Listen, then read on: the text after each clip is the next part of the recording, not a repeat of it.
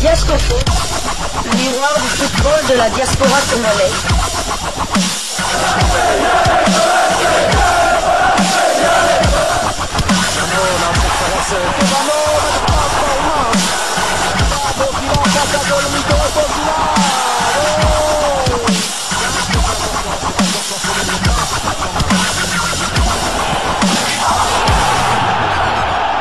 Diascofoot, le miroir du football de la diaspora congolaise.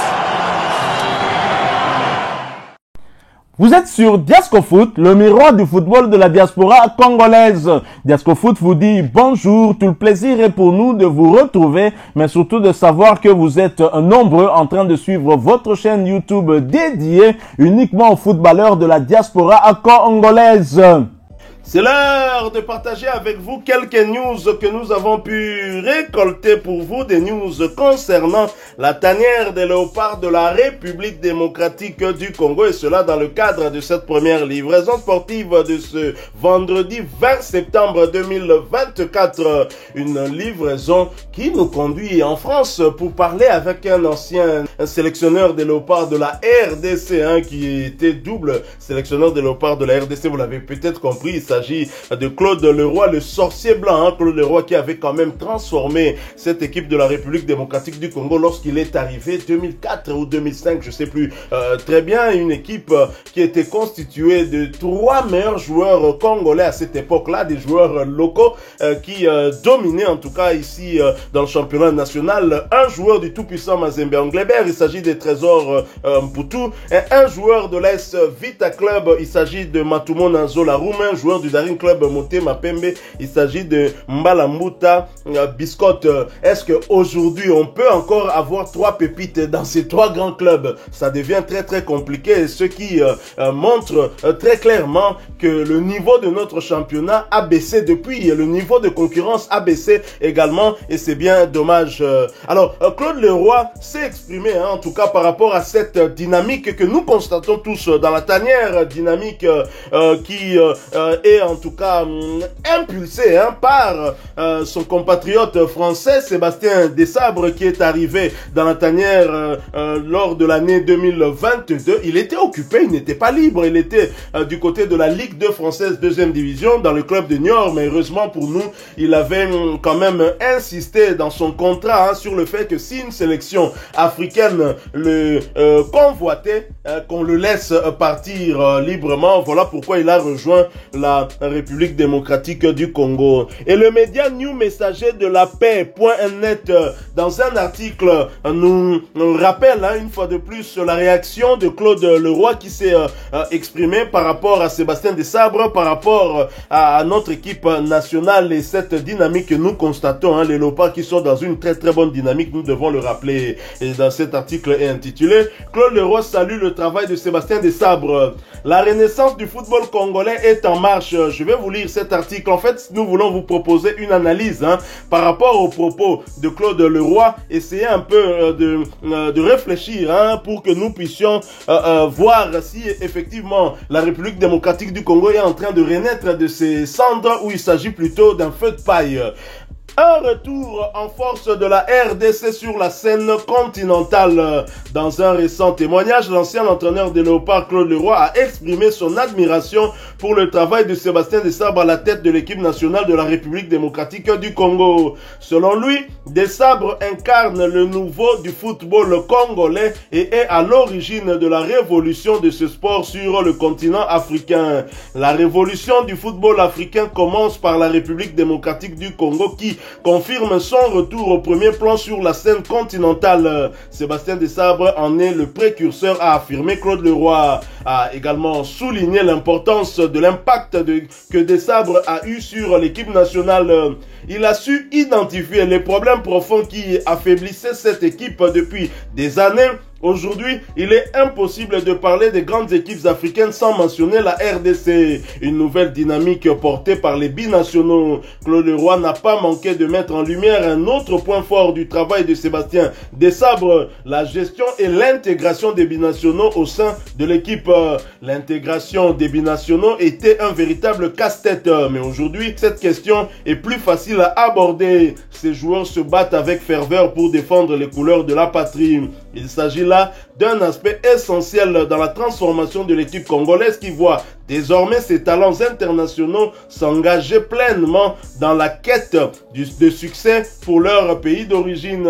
Une équipe en pleine ascension. Optimiste quant à l'avenir, Claude Leroy prédit de grandes choses pour les Léopards dans les années à venir. La République démocratique du Congo n'en est qu'au début de son apogée. Dans 2 ou 3 ans, cette équipe sera encore plus redoutable. L'ancien coach des Léopards souligne l'immense potentiel dont dispose le groupe actuel. Un effectif jeune et talentueux qui ne cesse de s'améliorer sous la houlette de Sébastien Desabre. J'ai confiance en l'avenir de cette équipe au vu des qualités des joueurs qui y sont actuellement regroupés. Desabre, l'architecte d'une révolution footballistique en RDC. Le témoignage de Claude Leroy résonne comme une véritable reconnaissance du travail accompli par Sébastien Desabre. En quelques mois à la tête de l'équipe nationale, ce dernier a su redonner espoir aux supporters congolais et rétablir une dynamique positive au sein de l'équipe. Grâce à une approche tactique novatrice et une gestion humaine exemplaire, Desabre semble être l'homme de la situation pour conduire les Léopards vers des sommets encore inexplorés. Le football congolais est en pleine mutation et l'avenir s'annonce radieux pour cette équipe en quête de succès sur la scène africaine. Avec l'appui d'anciennes gloires comme Claude Leroy et une équipe soudée derrière un projet clair, la RDC pourrait bien devenir une place forte du football africain dans les prochaines années. Alors ça c'est nos confrères de ce média New Messager de la Paix.net. Je me demande que vient faire Claude Leroy dans leur conclusion. Ils disent avec l'appui d'anciennes gloires comme Claude Leroy. L'appui dans quel sens? Si cet appui c'est en termes d'avis qu'il donne comme consultant, je rappelle qu'il passait là sur le plateau de Canal+, on l'avait quand même suivi. J'avais un petit peu fait allusion à cela, à un autre sujet qu'on abordait ici, mais là ça nous donne quand même l'occasion de faire cette analyse. Alors est-ce que ce que nous sommes en train de vivre avec Sébastien Desabre est réellement une dynamique qui peut perdurer, puisqu'il faut rappeler quand même que son contrat a été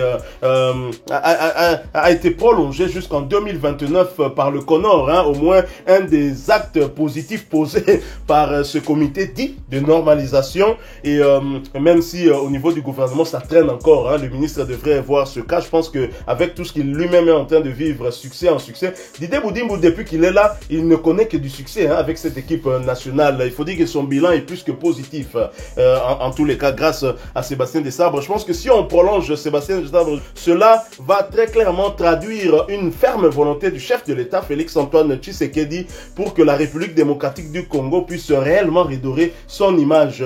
Et si Sébastien Desabre réussit, on doit quand même le souligner aussi, l'apport du politique est essentiel. Et cet apport est matérialisé par cette volonté de Félix Tshisekedi. C'est vrai, sur un plan individuel, Sébastien Desabre est resté pendant plus ou moins 6 mois impayé. Il n'est pas parti, il aurait pu nous causer des problèmes et partir et finalement casser cet élan. Mais les moyens dont dispose quand même l'équipe nationale pour les regroupements, tout ça, il y a une meilleure organisation, comme en témoigne la plupart des joueurs qui sont convoqués dans la tanière. Et quelqu'un comme Charles Piquel n'a pas oublié sa mésaventure lorsqu'il était venu pour faire son passeport ici. Tout le monde est d'accord pour constater qu'il y a amélioration en termes d'organisation et cette amélioration est apportée par Sébastien Desabre qui a double casquette, qui est en même temps manager, en même temps un sélectionneur, mais l'État donne quand même les moyens, même si les moyens pour sa rémunération ont parfois posé problème, mais pas pour l'organisation des préparations des matchs.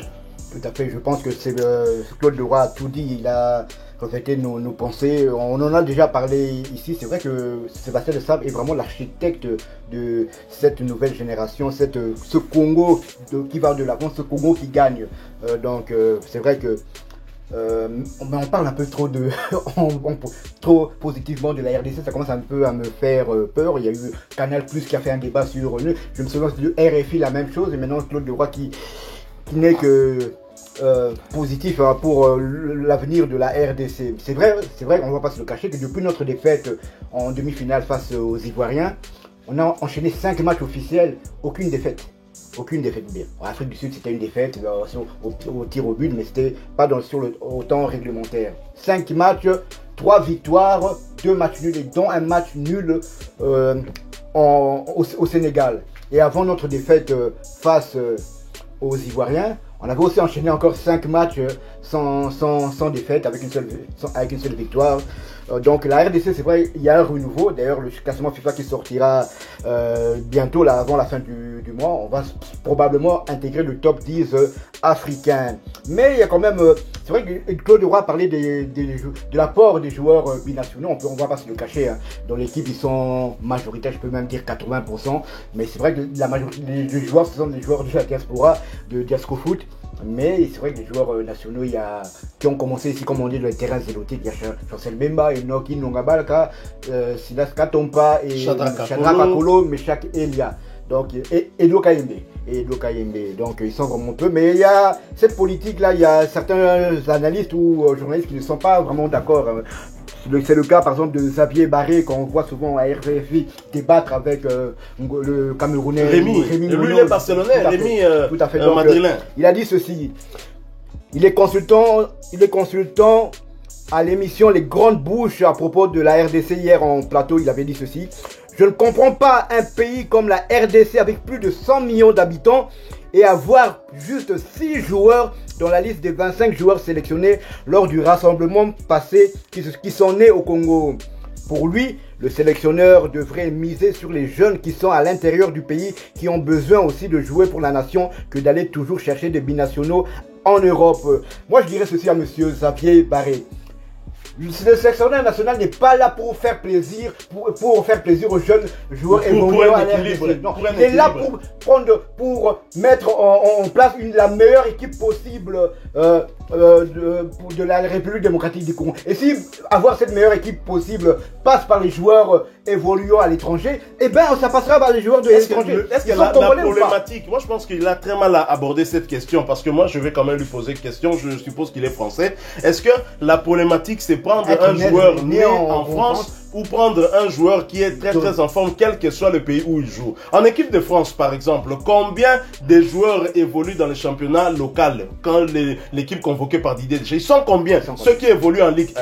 C'est ça, la problématique, c'est à ce niveau-là. Si au niveau des Français, on considère que la Ligue 1 n'est pas un top championnat, nous avons la Bundesliga, on a la Première Ligue, on a la Liga qui sont devant nous. Et si on a des Français qui évoluent dans ces pays-là, on va d'abord jeter un œil de ce côté-là. On regarde Koundé du côté de Barcelone, on regarde Mbappé du côté de Madrid, on regarde Conan du côté de Bayern Munich, et ensuite peut-être pour colmater on peut prendre Klose de Marseille.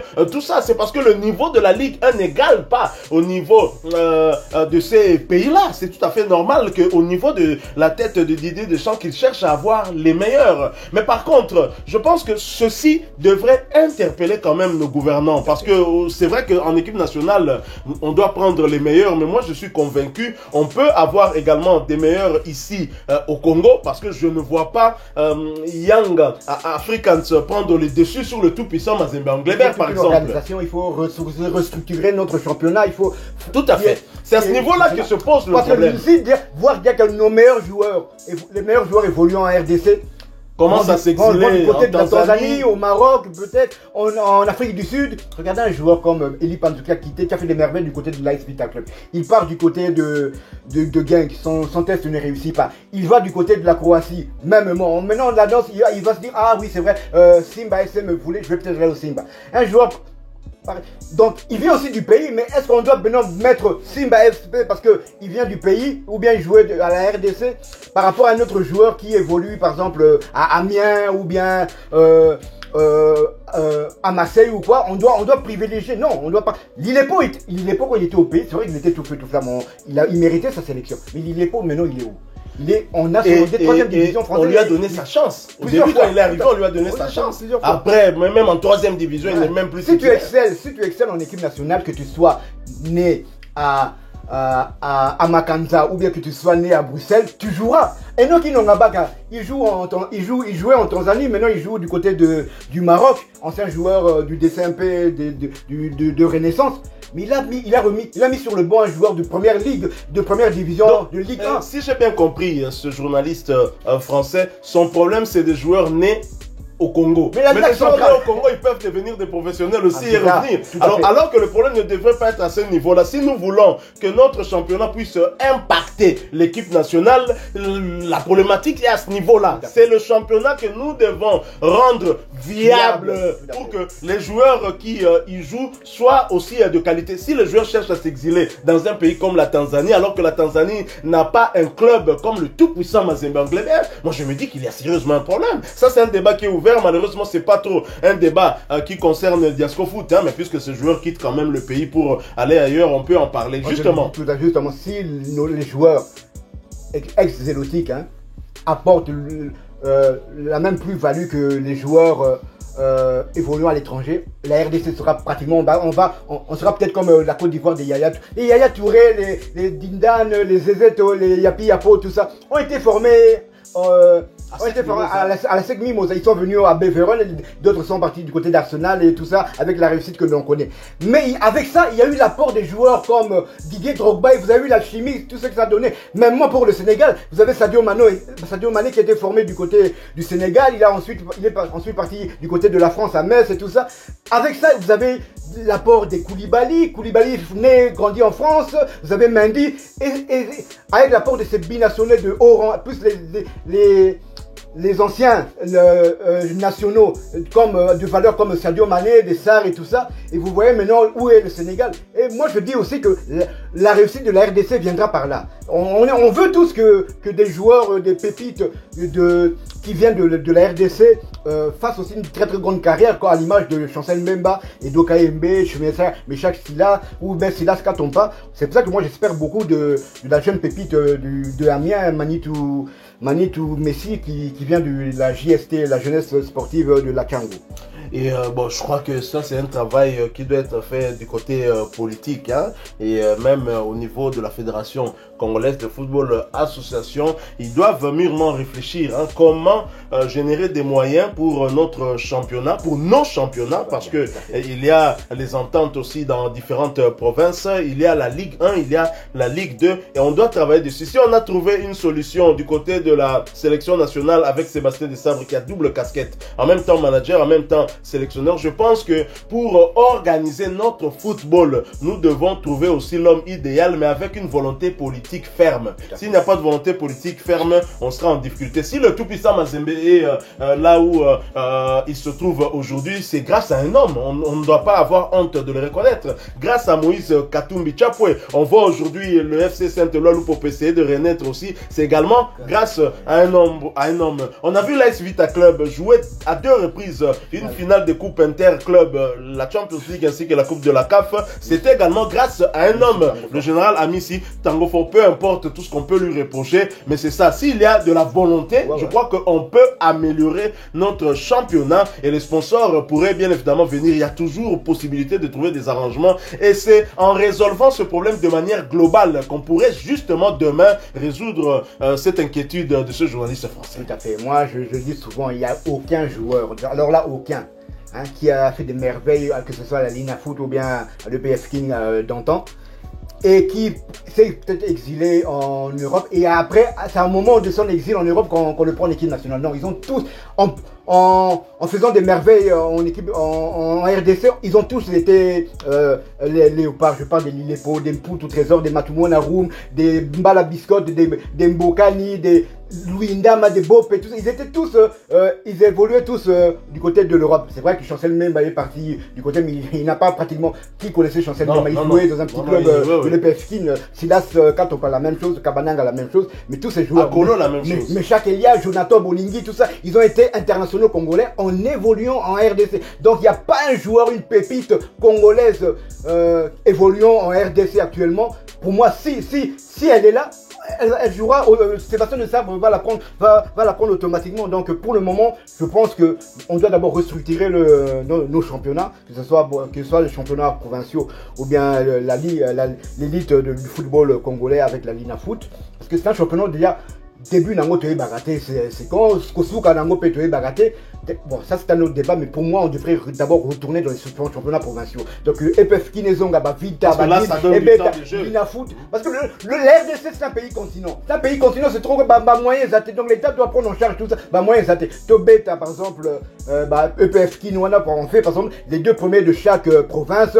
Koutali Siko pour playoff pour voir qui sera champion de la RDC. Et peut-être à ce niveau-là, on trouvera peut-être des pépites et des grands joueurs. Et oui, parce qu'il faut se rappeler qu'à l'époque, on avait des équipes comme Sodigraph qui jouaient à l'entente provinciale de Kinshasa, mais qui a atteint la finale de la Coupe de la CAF. Et Sodigraph a fourni un grand nombre de joueurs en 98. Pour la CAN 98, justement. Tout à fait. Des joueurs qui ont évolué après, beaucoup sont devenus professionnels. C'est le cas de Tondeloa, de surtout Mbaye aussi, là, qui est en tout cas aussi un exemple de longévité dans la carrière par rapport aux joueurs qui viennent du pays. Il y a Papi Kimoto, aujourd'hui entraîneur de l'AS Maniema Union, qui est en train de faire ses preuves. Et donc je crois que c'est à ce niveau-là que nous devons réfléchir, plutôt que de dire comme ça, le championnat congolais, championnat d'élite, la Lina Foot actuellement est faible. Vraiment faible, on doit le reconnaître. Voilà, ce n'était pas vraiment le débat, c'était juste pour réagir par rapport à ce qu'a dit Claude Leroy. Mais comme dans les interventions, il y avait d'autres personnes qui n'aiment pas finalement cette politique des sabres. Ils pensent que c'est une politique, alors que des sabres arrivent à un moment où le championnat ici a des problèmes. Il doit chercher à convaincre plutôt des binationaux, des joueurs évoluant en tout cas en Europe. Sont-ils congolais, oui ou non? Ils sont congolais. Point barre, on s'arrête là. Même Bertho, Makila va congolais. Il y a du sang congolais. Même si c'est 1%, il y a du sang congolais. Donc voilà. Voilà, nous sommes arrivés à la fin de cette réflexion que vous pouvez enrichir du reste en nous laissant un commentaire. Si vous l'avez aimé, laissez-nous un maximum de j'aime. Vous n'êtes pas encore abonné sur cette chaîne Diascofoot, sachez que nous sommes le miroir du football de la diaspora congolaise. Abonnez-vous, n'oubliez pas d'activer la petite cloche de notification histoire de ne plus rien manquer des prochains sujets que nous allons vous proposer encore une fois. Merci à vous avec espoir de vous retrouver bientôt dans un autre sujet d'actualité. En attendant, portez-vous bien et Diascofoot vous dit au revoir.